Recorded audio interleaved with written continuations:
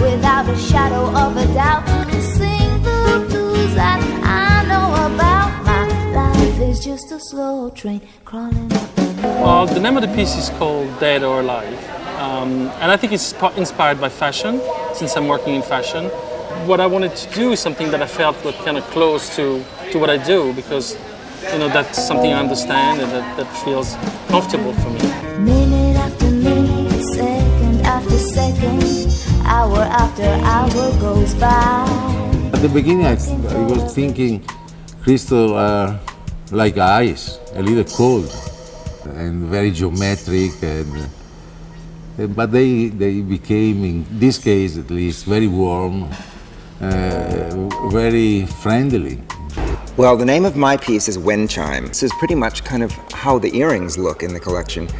And the whole concept was that it would just evolve and grow from a jewelry intimacy into this industrial room piece. So it's a growth, it's a process. Sing Sai, the name of the chandelier, means harmony to the world, and it's a Chinese origin. And what we tried to achieve was to make this name into the theme of this chandelier, where a sort of cascade of crystals.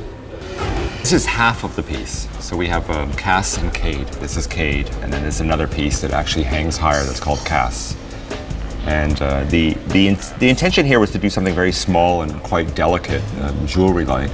There was a kind of an extension of almost a garment, of a dress. So it's this notion of kind of cascading, of draping.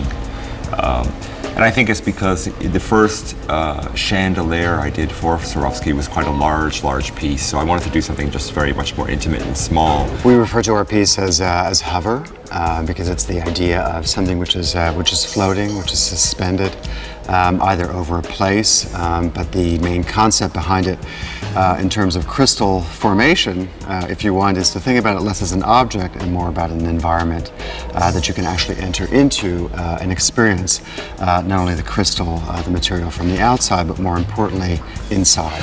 We work site-specifically, and so the inspiration was Miami, basically, Miami Art Basel. We wanted to do something that was specific to the clientele here, add opulence to opulence, take an already excessively sized aquarium, and drop a chandelier into it, protect it with piranhas. The thing about Swarovski crystal that's so amazing to me is the way it appears to almost be an illusion. It just incredible craftsmanship, incredible sparkle.